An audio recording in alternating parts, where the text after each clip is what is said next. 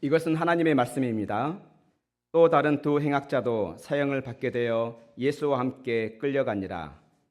해골이라 하는 곳에 이르러 거기서 예수를 십자가에 못 박고 두 행악자도 그렇게 하니 하나는 우편에 하나는 좌편에 있더라. 이에 예수께서 이르시되 아버지 저들을 사하여 주옵소서. 자기들이 하는 것을 알지 못함이니이다 하시더라. 그들이 그의 옷을 제비 뽑을세. 백성은 서서 구경하는데 관리들은 비웃어 이르되 저가 남을 구원하였으니 만일 하나님이 택하신 자 그리스도이면 자신도 구원할지어다 하고 군인들도 희롱하면서 나와 신 포도주를 주며 이르되 내가 만일 유대인의 왕이면 내가 너를 구원하라 하더라. 그의 위에 이는 유대인의 왕이라 쓴 패가 있더라. 아멘. 기도하겠습니다. 하늘에 계신 우리 아버지여, 이 시간 말씀을 전하는 저의 마음을 정결하게 하시고 성령으로 비추심으로 주의 복음을 순수하게 선포하게 하옵소서. 주의 복음을 듣는 성도들의 마음 가운데 성령으로 조명하셔서 말씀을 밝게 깨닫게 하시고 믿음을 주심으로 복음을 받아들이고 영접하여 생명을 얻되 풍성하게 얻는 복된 성도들 되게 하옵소서. 이 시간 저희들이 드리는 예배를 받으시고 흠양하시며 온전히 저희를 치료하옵소서. 우리 구주 예수님 이름으로 기도합니다. 아멘.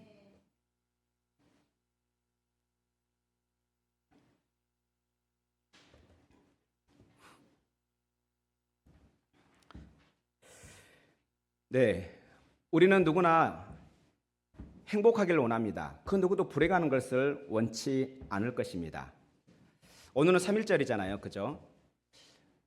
3.1절은 어쩌면 우리가 일제강점기 때 무엇을 위해서 그렇게 운동을 했던 것입니까? 무엇을 위해서 그렇게 전국적으로 일어났던 것입니까?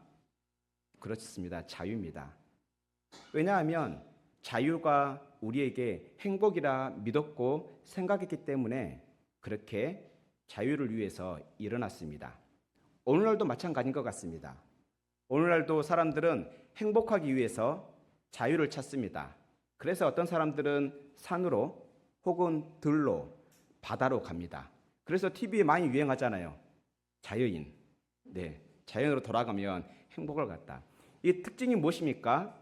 어떤 무엇으로부터 자유로워지면 내가 행복할 것 같다라는 그러한 그 생각이 밑바탕에 깔려 있는 것입니다. 어떤 철학자는 정말 행복해지려면 자유로워져야 된다. 정말 행복하려면 자유로워야 한다라고 말하기도 했습니다. 이와 같이 어떤 속박으로부터 우리가 자유할 때 우리는 행복해질 수 있습니다. 그런데 우리가 잘 알다시피 우리가 그 속박으로부터 피한다 해서 진정한 자유, 그 자유가 그리고 그 행복이 얼마큼 가는지 우리는 금방 알 수 있습니다. 잠깐 일시적으로는 행복감을 누릴 수 있을지 모르지만 그 행복은 그리 오래 가지 않습니다. 우리 하나님은 우리가 정말 행복하길 원하십니다. 우리 하나님은 우리의 행복에 지대한 관심을 가지고 계십니다. 그래서 우리 하나님은 우리가 행복하기 위해서 하나님께서는 우리를 위해 정말 위대한 일들을 행하셨습니다. 그 중에 오늘 봉독한 본문이 우리가 어떻게 하면 행복할 수 있는지를 말씀하고 있습니다. 바로 예수님의 가산칠언 중에 바로 두 번째 말씀입니다. 우리는 지금 사순절을 지내면서 이제 두 번째 주를 보내고 있습니다. 우리 예수님은 우리의 행복을 위해서 우리가 어떤 속박에서 그렇게 자유케 하셨는지를 세 가지로 말씀하고 있습니다. 그래서 오늘 말씀을 잘 듣고 이 말씀을 깨달음으로 진정으로 자유로워지는 복된 성도들, 그 자유로움으로 인해서 정말 행복한 원주시 장로교회 모든 성도들이 되기를 축원합니다. 오늘 본문에 보면 예수님께서 이제 그렇게 두 행악자와 함께 끌려갑니다. 그리고 골고다라 하는 곳, 해골이라 불리는 그곳에 이제 그들이 도착하자마자 군인들은 어떻게 합니까? 예수와 두 행악자를 십자가에 못을 박고 그 가운데 예수님, 그리고 그 양 옆에 왼쪽과 오른쪽에 죄인들이 십자가에 못 박혀 달립니다. 그때 예수님께서 34절에 이렇게 말씀하시죠. 우리 같이 34절을 같이 읽을까요? 이에 예수께서 이르시되, 시작. 이에 예수께서 이르시되, 아버지 저들을 사하여 주옵소서. 자기들이 하는 것을 알지 못함이니이다 하시더라. 그들이 그의 옷을 나누어 제비 뽑을세. 아멘. 그렇게 자기를 못 박은 군인들, 그리고 그를 보기 위해서 모인 백성들, 그리고 또한 그를 고발했던 관리들, 이 모든 사람들에 대해서 우리 예수님은 뭐라고 말씀하고 있습니까? 아버지 저들을 사하여 주옵소서라고 합니다. 여기서 사하다라는 것은 지금 그 헬라어를 지금 한자로 바꾼 건데요. 사자가 용서할 사자입니다. 뭔가 사면하다 할 때 그 사자죠. 이 사함이라는 단어는요, 성경에서 여러 가지로 번역이 됩니다. 그런데 대표적으로 이 사함은 여러분들 혹시 기억납니까? 나사로가 죽어서 그렇게 무덤에 묻혔을 때 예수님께서 3일 후에 그 나사로를 살려내잖아요. 그죠? 그래서 살려냈더니 나사로가 어떻게 됩니까? 그렇게 수위에 동인 채 무덤 밖으로 나오잖아요. 이렇게 동연히 있다 보니까 잘 다닐 수 있어요? 없어요? 다닐 수가 없었어요. 그래서 그때 예수님께서 뭐라고 말씀합니까? 그 마르다와 또 마리아에게 뭐라고 말씀합니까? 풀어 다니게 하라라고 하죠. 여기서 풀어 다니게 하다, 다니게 하다라고 번역된 이 단어를 조금 더 정확하게 말하면 자유롭게 다니게 하다, 자유하게 하다라는 단어입니다. 그래서 여기서 나오는 그 헬라어 에피에이미, 이 단어는 자유롭게 하다라는 의미를 가지고 있습니다. 또한 그 의미만 가지고 있는 것이 아닙니다. 예수님께서 많은 사람들의 병을 고쳐주시잖아요.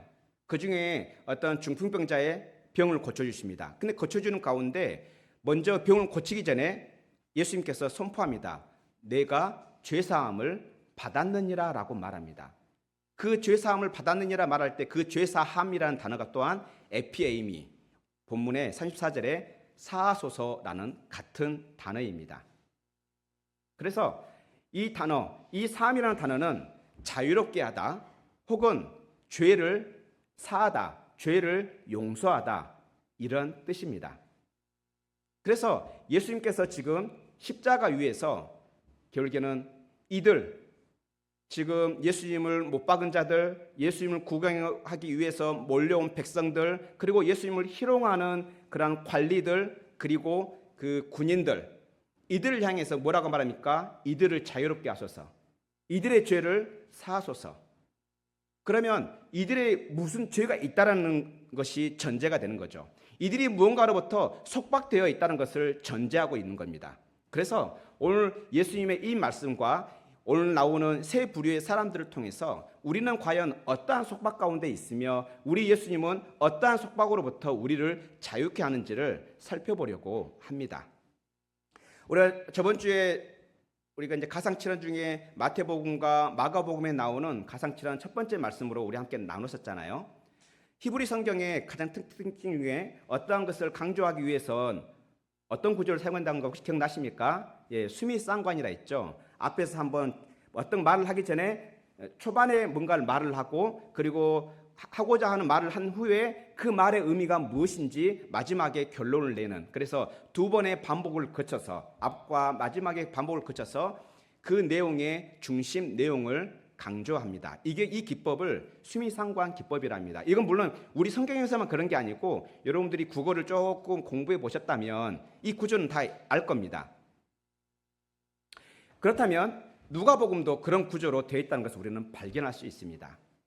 예수님께서 이렇게 이제 공생애를 하기 전에 마귀에게 시험을 받잖아요. 그죠? 먼저 공생애를 하기 전에 어떻습니까? 먼저 40일 금식을 한 후에 시험을 받잖아요. 시험을 받고 나서 이제 첫 사역을 시작할 때, 공생애를 시작할 때 그가 회당에서, 이제 회당이라면 그 유대인들이 모여서 그렇게 말씀을 배우고 하나님께 예배하는 곳이라 생각하시면 돼요. 우리처럼 이렇게 예배하는 곳을 회당이라고 말합니다. 그곳에서 이제 그들에게 뭐라 합니까? 말씀을 가르치기 시작합니다. 그 말씀을 가르치는데 누가는 특이하게 처음 선포된 그 말씀을 어디 말씀인지를 보여주고 있는데요. 우리 한번 그걸 찾아보도록 합시다. 누가복음 4장 18절인데요.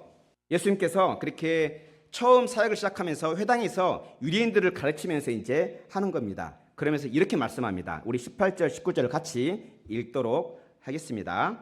시작. 주의 성령이 내게 임하셨으니 이는 가난한 자에게 복음을 전하게 하시려고 내게 기름을 부으시고 나를 보내사 포로된 자에게 자유를, 눈먼 자에게 다시 보게 함을 전파하며 눌린 자에게 자유롭게 하고 주의 은혜의 해를 전파하게 하려 하심이라 하였더라. 아멘. 예수님께서 처음 그 유대인들, 메시아를 기다리고 있는 이 사람들에게 선포한 말씀이 바로 누가복음 4장 18절 19절 말씀인데요. 이 말씀은 바로 이사야서 61장 2절과 이사야서 58장 6절을 인용해서 선포한 말씀입니다. 그런데 바로 이 이사야서 말씀을 예수님께서 이제 이루신다, 성취한다라는 것을 지금 말씀하고 있는 거예요. 주의 성령이 예수님께 임하셨습니다. 우리는 알고 있잖아요. 세례받을 때, 예수님께서 세례받을 때 성령이 비둘기와 같이 그 위에 내렸더라라고 우리는 기억하고 있습니다. 그래서 그렇게 성령으로 기름 부음 받은 자 예수 그리스도께서 이렇게 오신 이유는 가난한 자에게 뭘 전하기 위해서요? 복음을 전하시고 또한 그렇게 하도록 기름 부음 받았다, 임명되었다, 선택되었다라고 말씀합니다. 그리고 18절 하반절을 보면 이제 뭐라 말합니까? 포로된 자에게, 묶인 자들에게 자유를, 눈먼 자들에게 다시 보게 함을 전파하고 또한 억눌린 자들, 그 눌린 자들을 자유롭게 하려고 오셨다라고 말합니다. 여기서 말하는 그 포로된 자들에게 자유를, 이 단어가 우리가 봉독했던 34절에 사소서라는 그 단어와 같은 단어입니다. 그러니까 여기서 누가복음 4장 18절에서 나오는 자유는 명사형인 거예요. 아페시스라는 명사형인데 그 우리의 본문에 나왔던 34절에서는 동사인 거죠. 그래서 그거를 포로된 자에게 그 자유, 사함을 선포하신다라고 말합니다. 그렇게 함으로써 19절에 주의 은혜의 해, 그러니까 주님으로부터 그 환대를 받는 그 해, 이 해란 말이 한 해 때는 해가 아니고요. 그 1년, 2년, 3년 할 때 그 해를 말합니다. 시기를 말하는 거예요. 그러니까 주의 환대의 해, 주의 은혜의 해를 전파하게 하려 합니다라고 말합니다. 우리는 잘 알다시피 우리는 어떻습니까? 포로된 자, 눈먼 자들, 억눌린 자들, 어찌 보면 사회적인 약자이고 사회로부터 결코 환영받지 못하는 자입니다. 몸이 불편하고 어떠한 연유가 되어서 포로가 되었고 또한 누군가로부터 억눌려 있고 제도나 사람이나 어떠한 것으로 억눌리는 자들에게 뭘 하기 위해서? 그들에게 자유를 위해서, 그들의 자유를 주기 위해서 뭘 선포하신다? 복음을 선포하신다. 다시 말하면 하나님께서 자기를 보내셨단 말합니다. 그렇게 함으로써 사람들에게 환대받지 못한 자들이 이제 주 하나님으로부터 환대받는 그 은혜를 누리게 된다라고 말씀하고 있습니다. 이와 같이 누가복음은 시작하면서부터 예수님께서 사역을 시작하면서부터 먼저 선포했던 것은 바로 무엇입니까? 자유인 것입니다. 사함인 것입니다. 그러면 이제 제일 마지막 부분에 또 알 수 있겠죠. 누가복음의 제일 마지막 부분이 어떤 부분으로 끝납니까? 예수님께서 부활하시고 나서 부활하셨을 때 어떻습니까? 예수님의 제자들이 예수님의 부활을 믿어요, 안 믿어요? 믿질 않아요. 아니, 그래도 그럴 것이 우리도 누군가가 죽었다가 살아났다 그러면 믿기가 쉬워요, 어려워요? 어려워요. 그런데 제자들 같은 경우는 예수님과 3년을 같이 다녔음에도 불구하고 심지어는 예수님께서 내가 죽은 후에 다시 살아날 것이라는 것을 여러 번 걸쳐서 가르쳤고 또 그렇게 살아날 것을 나사로를 통해서 보여주셨음에도 불구하고 제자들은 어땠습니까? 예수님의 살아났다는 그 소식, 부활했다는 소식을 믿질 않는 거예요. 그 중에 대표적인 두 사람, 우리가 잘 알고 있는 엠마오로 가는 두 제자 이것이죠. 그 모습으로 끝납니다. 그래서 엠마오로 가고 있는 그 두 제자에게 예수님께서 부활하신 예수님께서 그들에게 나타나셔서 그들에게 성경을 가르칩니다. 그러면서 이제 딱 결정적으로 하시는 말씀이 있는데 예수님께서 이 땅에 오셔서 십자가를 지시고 죽으시고 3일 만에 부활하신 그 이유가 무엇 때문인지를 말씀하고 있습니다. 그것이 바로 누가복음 24장 47절인데요. 그 엠마오로 가는 두 제자들에게 성경을 통해서 그렇게 다 말씀하시고 그래서 이제 예수님을 통해서 어떠한 일들이 일어나는지 예수님의 죽으심과 부활을 믿음으로 우리에게 어떠한 은혜의 해가 도래하는지를 말씀하고 있습니다. 우리 같이 읽도록 하겠습니다. 시작. 또 그의 이름으로 죄사함을 받게 하는 회개가 예루살렘에서 시작하여 모든 족속에게 전파될 것이 기록되었으니 아멘. 그의 이름은 예수님의 이름인 거죠. 그러니까 예수님의 이름으로 죄사함을 받게 하는 회개. 여기서 죄사함 또한 뭐겠습니까? 오늘 본문의 34절에서 나오는 사하소서 이 단어와 같은 단어입니다. 그래서 예수님의 이름, 예수님께서 하신 그 일들을 믿음으로 회개하면은 그들이 생명을 얻게 될 것이다. 그렇게 하기 위해서 예수님께서 이 땅에 오셔서 십자가 지시고 3일 만에 부활하셨다는 것을 선포하고 있는 것입니다. 그래서 그 생명 얻는 회개, 그것이 예루살렘에서부터 시작해서 모든 족속에게 전파될 것을 어디에 기록되어 있다고요? 성경에 기록되어 있다라고 하면서 그 성경을 풀어 그 엠마오로 가는 두 제자에게 설명해 주신 것입니다. 이와 같이 예수님께서 십자가 위에서 그렇게 아버지여 저들을 사소서, 이 말은 결국에는 어떤 누군가에게도 환대받지 못하는 사람들, 이 사람들이 하나님께로부터 환대받을 수 있도록, 자유함을 느끼지 못하는 사람들이 이제 자유함을 누릴 수 있도록 그들을 은혜를 베푸소서, 이렇게 이해할 수 있고, 더 나아가서는 우리가 무엇로부터 그렇게 자유롭지 못하는지를 암시하면서 아버지여 이들의 죄를 사하소서라고 말씀하고 있는 거죠. 이와 같이 누가복음은 시작부터 끝까지 자유 그리고 죄사함을 놓고 말씀하고 있습니다. 그렇다면 예수님께서 방금 전에 말씀하신 이 사함은 결국에는 자유롭게 되는 것, 죄로부터 자유롭게 되는 것, 죄로부터 해방되는 것, 죄를 용서받는 것을 의미하는 것입니다. 이제 사함의 의미를 이제 우리가 살펴보았는데요. 이제 본격적으로 우리가 어떻게 무엇으로부터 속박되어 있고 무엇으로부터 자유해야 하는지, 예수님께서는 무엇으로 우리를 자유케 하셨는지, 그래서 우리 세 가지를 살펴보도록 하겠습니다. 먼저 첫 번째로 우리 예수님은 십자가로 물질로부터 자유롭게 하십니다. 34절에 보면은 그렇게 그 로마의 군병들, 어찌 보면 사형 집행자들인 거죠. 사형 집행자들이, 이때 당시에는 사형 집행자는 보통 4명이 한 조가 됐습니다. 그래서 4명이서 어떻게 합니까? 예수님을 십자가에 못 박고 그리고 십자가에 매달았습니다. 우리가 잘 알다시피 십자가에 매달은 상태에서 우리는 이렇게 예수님의 십자가와 못 박는 어떤 성화라든가 어떤 십자가 그림을 보면 나름의 이렇게 중요한 부분을 가리고 있잖아요. 그런데 그때 당시에는 십자가는 그리하지 않았어요. 철저하게 모든 걸 다 벌거벗기고 수치를 당하게 했습니다. 고통을 당하게 했습니다. 양손과 그리고 발에 그렇게 못을 박음으로 고통을 겪게 했습니다. 그렇게 사형 집행자들이 그렇게 예수님을 못 받고 두 강도들을 못 받고 나서 그들이 했던 일이 무엇입니까? 마지막 부분에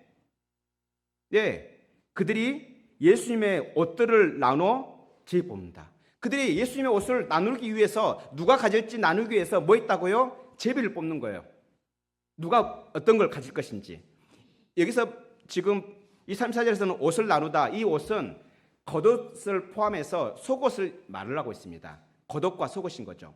이들이 지금 그걸 나누려고 하는 이유는 뭡니까?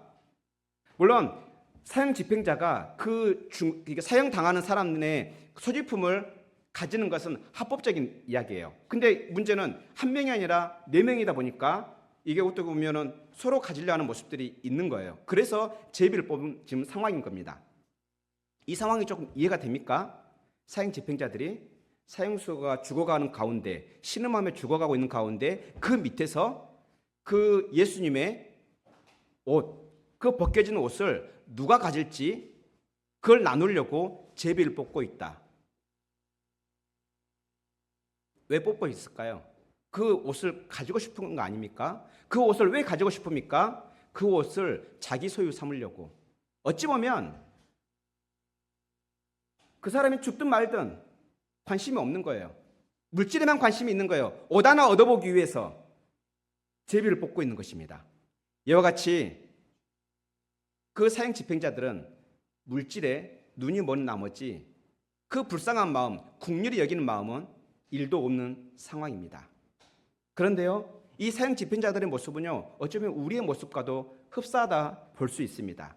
우리도 물질에 뭔가 집착하게 되면은 우리도 이 사형 집행자들처럼 인간성은 상실하고 물질의 노예가 될 수 있습니다. 내 주변의 사람들이 죽어가는데도 불구하고 나만 배부르면 돼. 내 주머니만 든든하면 돼. 그게 무슨 이유든 상관없어. 수단 방법 가리지 않아도 돼. 라고 나아가는 모습들. 어쩌면 우리의 모습과 흡사하지 않습니까? 이와 같이 우리도 물질에 눈이 멀어버린다면, 물질에 그렇게 집착한다면, 물불 가리지 않고 달려드는 물질의 노예일 수 있습니다. 이렇게 물질의 노예가 된 우리를 위해서 우리 예수님께서 말씀하십니다. 아버지여, 저들을 사하여 주옵소서. 물질의 노예가 되면요, 그 물질에 매여서 일생을 허비하다가 사는 것도 억울하지만, 특히나 예수님을 믿음에도 불구하고 물질의 노예가 되는 경우도 굉장히 많습니다. 그리 되면요, 우리에게 굉장한 해악을 끼칩니다. 그래서 우리 예수님께서는 그 네 가지 밭의 비유를 통해서 그 물질이 우리에게 어떠한 해악을 주는지 우리에게 말씀하고 있습니다. 우리 마가복음 4장 19절을 한번 볼 건데요. 마가복음 4장 19절을 한번 봐봅시다. 같이 읽겠습니다. 시작. 세상의 염려와 재물의 유혹과 기타 욕심이 들어와. 아멘. 네 가지 밭 중에 어떤 사람들입니까? 세상의 염려와 물질의 유혹과 기타 욕심 때문에 말씀을 들어도 그 말씀이 뭘 하지 못한다? 열매를 맺지 못한다는 거예요. 여러분들 교회를 정말 오랫동안 다니면서도 불구하고 예수님을 믿는다 하면서도 불구하고 여전히 그 성령의 열매, 빛의 열매가 맺어지지 않는 분이 있습니까? 그렇다면 자기 자신 안에 혹시 재물의 유혹과 기타 욕심이 들어앉아 있지는 않는지 점검해 보시기 바랍니다. 만약에 재물의 유혹과 그 기타 욕심이 우리 안에 있다면 우리는 결코 말씀을 아무리 많이 들어도, 새로운 말씀을 아무리 많이 공부한다 할지라도 우리는 성령의 열매며 빛의 열매를 결코 맺을 수가 없습니다. 그렇다면 우리 모두 그 재물의 유혹과 기타 욕심을 주의합시다. 경계합시다. 그럼에도 불구하고 어떻습니까? 쉽지 않습니다. 옛말에 견물생심이란 말이 있잖아요. 그죠? 물건을 보면 마음이 이렇게 끌어당김이 있잖아요. 우리는 육신을 갖고 있다 보니까 물질에 상당히 취약합니다. 우리가 아무리 사랑하는 사람과 내가 당신과 있으면 사랑만 먹고 살 수 있어요 라고 말할 수 있습니까? 밥도 먹어야죠. 이와 같이 우리는 육신을 먹고 살고 사는지라 물질도 필요합니다. 그런데 그 물질을 과하게 욕심을 내면 문제가 생긴다는 거예요. 그래서 우리는 재물의 유혹과 기타 욕심을 경계해야 합니다. 그런데 우리는 그것을 이겨내기가 쉽지 않습니다. 어떠한 중독으로부터 이렇게 이겨내기가 쉽지 않습니다. 그래서 우리 예수님은 우리에게 십자가를 주신 겁니다. 우리 예수님께서는 십자가 위에서 우리가 물질의 속박으로부터 자유할 수 있도록 십자가에서 죽으신 것입니다. 우리로 물질로부터 자유하기 위한 그 십자가, 우리가 그 십자가를 붙든다면 우리는 물질의 유혹과 기타 욕심을 이겨낼 수 있습니다. 우리 힘으로는 결코 이겨낼 수 없는 그 물질의 유혹, 기타 욕심들을 우리는 십자가를 붙들 때 비로소 이겨낼 수 있는 것입니다. 왜냐하면 우리 주 예수님께서 우리를 위해서 계속해서 기도하시기 때문입니다. 아버지여, 저들을 사하여 주옵소서. 그리고 두 번째로 35절, 36절을 보면 백성들과 지도자들이 나옵니다. 이 백성들 지도자들 한번 봐봅시다.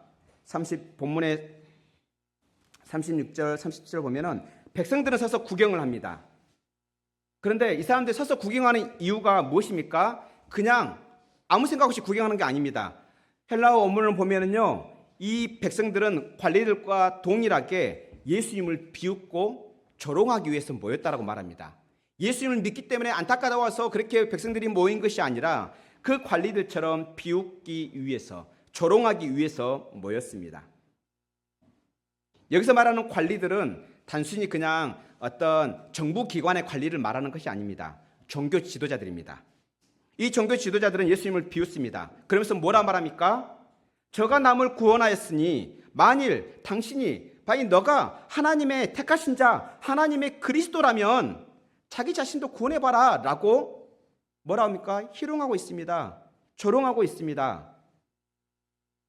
이 종교 지도자들은 소문을 잘 들었습니다.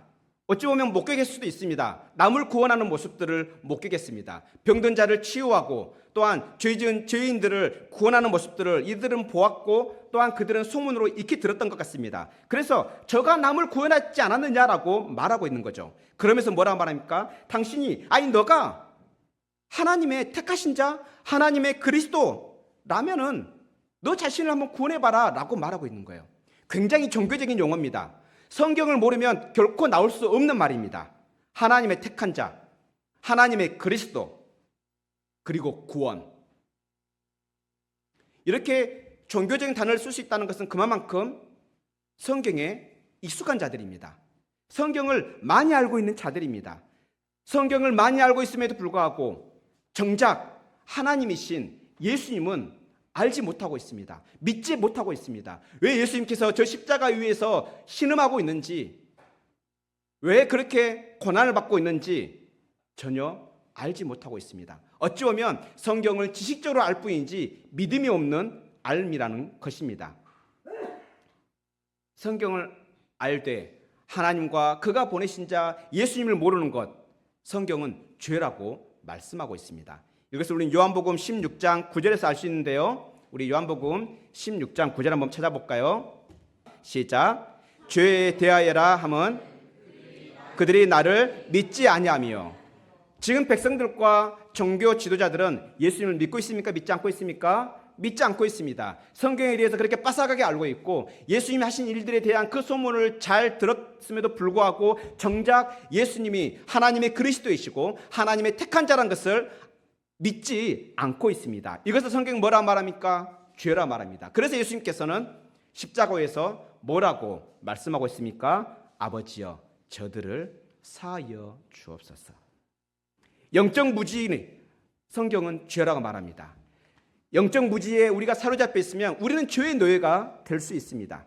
이와 같이 백성들과 종교 지도자들은 성경을 많이 알고 있었지만, 성경을 많이 배웠지만 정작 성경이 말씀하시는 바 하나님과 그가 보내신 자 예수 그리스도를 믿지 않았습니다. 영적으로 무지한 상태였습니다. 이것을 성경은 죄라 말합니다. 죄에 우리가 노예가 되어 있으면 우리는 영적으로 무지한 상태가 됩니다. 우리는 어찌 보면 눈을 뜨고 있음에도 불구하고 정작 메시아를 보지 못하는, 귀를 열고 있음에도 불구하고 복음을 듣지 못하는 눈뜬 봉사요, 눈뜬 규머거리에 불과하다는 것입니다. 이와 같이 영적 무지로 죄의 노예가 된 우리를 위해서 예수님께서는 십자가 위에서 이렇게 선포하고 있습니다. 아버지여 저들을 사하여 주옵소서.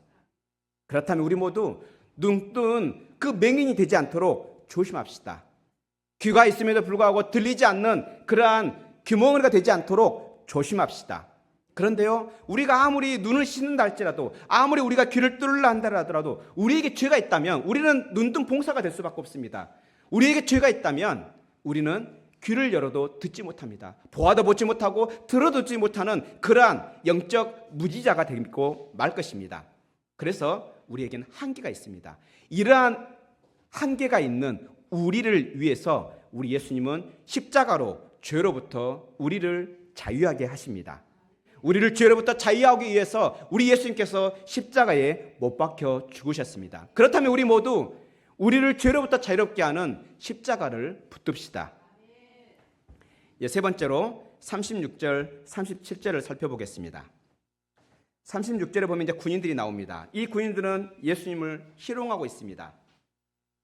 예수님께 나와서 신포도주를 주면서 뭐라고 말하고 있습니까? 내가 만일 유대인의 왕이라면 내가 너를 구원해라, 너 스스로를 구원해라 라고 말하고 있습니다. 이 군인들은 우리가 잘 알다시피 군인은 어떤 상황, 뭐에 굉장히 민감한 사람들입니까? 계급, 그렇죠? 계급에 굉장히 민감하죠. 신분에 굉장히 민감합니다. 군인들이 있어서 군인 일반 병사가 있을 거고 그 군인의 10부장이 있을 거고 10부장에 100부장이 있을 거고 100부장에 1000부장이 있을 것입니다. 그 마지막에 누가 있겠습니까? 왕이 있는 거죠. 그래서 모든 군인의 로망이 뭐겠습니까? 왕이 되는 것. 왕이 된다 그런다면 어떻게 할 수 있습니까? 남의 제어를 받지 않고 자기 마음대로 할 수 있는 것이죠. 어쩌면 군인들에게 있어서 구원은 왕이 되는 것이었을 것입니다. 이 군인들 어떻습니까? 진정한 왕이신 예수님께서 십자가에 달려 있음에도 불구하고 왕을 알아보지 못합니다. 도리어 육체적인 왕이 되고 싶은 것 같습니다.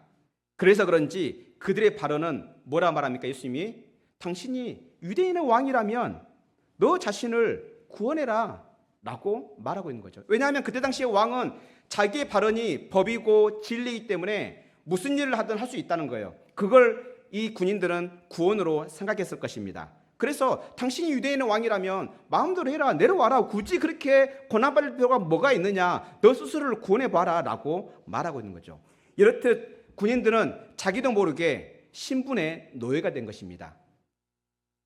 왕이 되고 싶은 그 욕망들, 더 올라가고 싶은 그 신분의 욕망들, 진정한 주의 종임에도 불구하고 자신이 종인지 모르며 왕이 된다 할지라도 진정한 자유를 누릴 수 없다는 것을 모르는 어찌 보면 신분의 노예인 것입니다. 군인들은 이와 같이 왕의 고난을 알면서도 진정한 왕이신 예수님을 믿지 않았고 알지 않았습니다. 알지 못하는 것, 예수님을 알지 못하는 것, 이 또한도 성경은 죄라고 말합니다. 하나님과 그가 보내신 자 예수님을 믿지 않는 것도 죄이며 하나님과 그가 보내신 자 예수님을 알지 못하는 것도 죄라고 말합니다. 우리는 이게 이해가 안 될 수 있습니다. 아니, 우리는 한국 사람으로서 이스라엘에서 그렇게 오셨다가 죽으신 그 예수를 모르는 게 죄라고? 그런데요, 그 예수님이 누군지 안다면 이게 왜 죄인지 알 수 있습니다. 여러분들 한번 예를 들어보겠습니다. 여러분들 집에 애완동물 키우시죠? 애완동물을 정말 어쩌면 좀 사랑스럽게 병이 나면 병원에 데리고 가고 그애들이 배가 고플 것 같으면 먹을 것을 주기도 하고 또 뭔가 조금 실수를 하면은 닦고 청소도 해주잖아요. 털도 막 뽑히면은 막 모아서 청소 지가 합니까? 아무데나 흘리고 다니잖아요. 그러면 여러분들이 가서 다 모으고 청소하고 하잖아요, 그죠? 옷에 좀 붙어 있어도 지저분해도 그것 때문에 왜 이렇게 했어라면서 그 애완동물 때립니까? 그러지 않죠. 그럼에도 불구하고 그 애완동물 하루 종일 그렇게 고생하다 집에 딱 들어왔는데 쌩 깠을 때, 나를 보고도 쌩 깠을 때 여러분들 기분이 어떨 것 같습니까? 유쾌할 것 같습니까? 비유가 좀 이상하긴 하지만 우리 예수님은 세상 모든 만물을 지으신 하나님이십니다. 나의 호흡을 주장하시는 하나님이십니다. 나를 이 땅에 존재하게 하신 하나님이십니다. 내가 이 땅에서 쓰고 이렇게 누리는 그 모든 것들을 주신 하나님이십니다. 그럼에도 불구하고 우리는 그분을 인지하고 있습니까? 인지하지 못하고 있습니까? 인지하지 못하는 경우가 있는 거예요. 하물며 우리가 그 애완동물마저도 그렇게 행동을 했을 때 마음이 상하는데 그 애완동물보다 더 많은 것들을 우리에게 공급해 주셨음에도 불구하고 우리는 하나님을 알지 못한다면, 쌩 깐다면 그거야말로 죄라고 할 수 있지 않겠습니까? 그래서 누가복음 12장 46절, 48절 상반절에서는 바로 왕을 모르는 것 또한 죄라고 말씀하고 있는 것입니다. 이렇게 신분의 노예가 됐으면, 신분의 그 속박에 얽매여 있으면 어떻게 됩니까? 이 군인들처럼 될 수가 있다는 거예요. 이 군인들의 모습이 어떻습니까? 눈에 보이는 걸 가지고 사람을 판단하는 거예요. 그래서 약자에게 어떻게 합니까? 약자를 업신여기죠. 또 강자 앞에서는 굽신거립니다. 신분의 노예가 되면 우리도 이렇게 될 수가 있다는 거예요. 나보다 약한 자를 업신여기고 나보다 강한 자에게 굽신거리는, 우리 또한 이 신분의 속박으로부터 자유롭지 못합니다. 우리 또한 신분의 노예인 것입니다. 마귀의 종으로서 우리의 자유를 상실한 진정한 노예인 것입니다. 이 군인들의 모습은 우리에게도 있는 것입니다. 이와 같이 신분의 노예가 된 우리를 위해서 예수님께서 십자가 위에서 말씀하십니다. 기도하십니다. 아버지여, 저들을 사하여 주옵소서. 우리는 예수 그리스도 안에서 신분의 그 속박으로부터 자유롭게 됩니다. 우리가 신분의 속박으로부터 자유롭게 되면요, 이제 약자를 업신여기는 것이 아니라 약자라 할지라도 나보다 더 부족한, 나보다 더 보잘것없는 그러한 포로된 자라 할지라도, 억누린 자라 할지라도, 남들에게 환대받지 못한 자라 할지라도 우리는 서로를 용납하고 환대하는 공동체가 되어집니다. 그래서 사도 바울은 갈라디아 그 성도들에게 너희가 십자가를 붙드는 자들이냐, 너희가 십자가를 믿는 자들이냐, 십자가에 달려 죽으신 그 예수께서 너희를 그 신분의 노예로부터 해방된 것을 믿느냐라고 하면서 그렇다면 이렇게 하라라고 말씀하고 있습니다. 예수님의 십자가가 우리에게 어떠한 은혜를 주는지 갈라디아서 3장 28절 29절을 알 수 있는데요, 우리가 한번 찾아봅시다. 시작. 너희는 유대인이나 헬라인이나 종이나 자유인이나 남자나 여자나 다 그리스도 예수 안에서 하나니라. 너희가 그리스도의 것이면 곧 아브라함의 자손이요 약속대로 유업을 이을 자니라. 아멘. 지금 여기서 보면 본문에서 지금 28절에서 너희는 유대인이나 헬라인이나 무슨 말입니까? 세상 모든 사람들이라는 뜻인 거예요. 마치 한국인이든 한국인이 아니든, 그러면 전 세계에 있는 사람 아닙니까? 이 세상 사람들은 둘 중으로 나눌 수 있잖아요. 한국 사람이거나 한국 사람이 아니거나. 마찬가지 유대인이거나 유대인이 아니거나, 이 말인 겁니다. 유대인이나 헬라인이나. 여기서는 헬라인이라는 말은 이방인이라는 뜻입니다. 이와 같이 전 세계 사람들이, 그리고 이 세상 사람들은 남자와 여자로 구분할 수 있지 않습니까?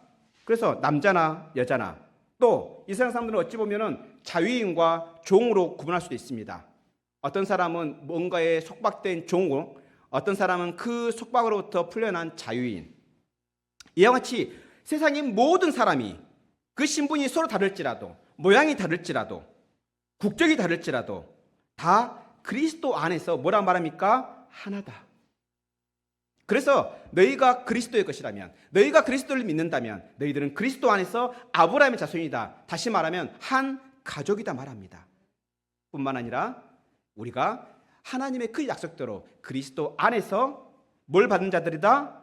유업을 이을 자들이다. 그 유업이 무엇입니까? 하나님의 나라입니다. 하나님의 자녀이기 때문에 하나님의 나라를 이어받을 자들이다. 그래서 너희 주변에 있는 그 사람들, 국적이 다르고 모양이 다르고 성별이 다르고 서로 빈부격차가 있다 할지라도 너희는 다 그리스도 안에서 다 같은 자이다, 하나이다 말합니다. 이와 같이 신분의 노예로부터 풀려난 자들, 예수 그리스도를 믿음으로, 예수 그리스도의 그 십자가를 믿음으로 신분의 속박으로부터 풀려난 자들은 이제 서로가 서로를 형제 자매라 부르며 서로를 환대하는 그러한 공동체가 되기를 힘써야 할 것입니다. 우리는 서로 신분이 달라도 그리스도 안에서 십자가로 하나 되었습니다. 그래서 우리 모두 서로가 좀 부족해 보일지라도, 서로가 좀 약해 보일지라도 서로를 용납하고 서로에게 환대하는 그러한 복된 성도들이 되기를 바랍니다. 뿐만 아니라 우리는 어쨌든 우리 또한 육신의 눈이 있는지라 나보다 좀 부족하고 나보다 좀 더 강한 자를 보면은 어쨌든 우리의 마음이 움직일 수밖에 없어요.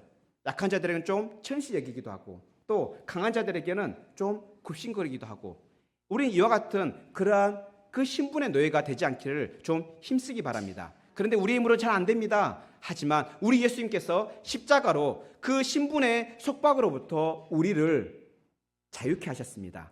이 사실을 믿는다면 십자가를 붙듭시다. 이와 같이 우리 예수님은 십자가로 우리에게 자유를 주셨습니다. 우리가 받은 이 자유 안에서 우리는 행복을 누릴 수 있습니다. 그래서 우리의 진정한 행복은 십자가 안에서 누릴 수 있습니다. 왜냐하면 십자가를 통해 우리는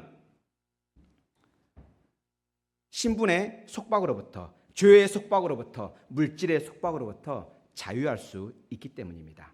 그런데 오늘 본문 보십시오.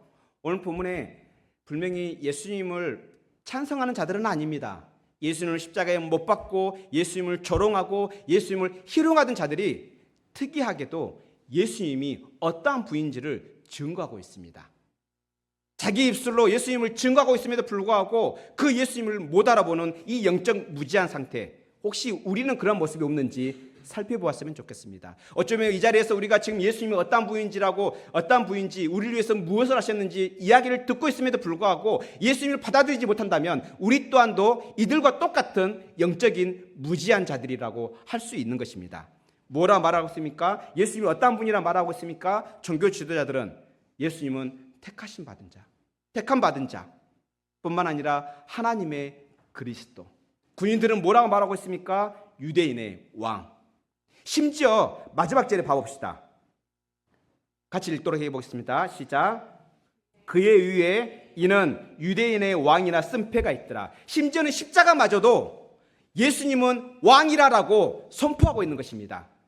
묵묵하게 예수님의 왕되심을 선포하고 있습니다. 이와 같이 눈으로 볼 수 있게, 귀로 들을 수 있게 예수님이 누구신지 선포하고 있음에도 불구하고 우리는 그 눈을 뜨고 있음에도 보지 못하고 귀를 열고 있음에도 듣지 못하는 영적 무지의 사람들이 되지 말기를 바랍니다.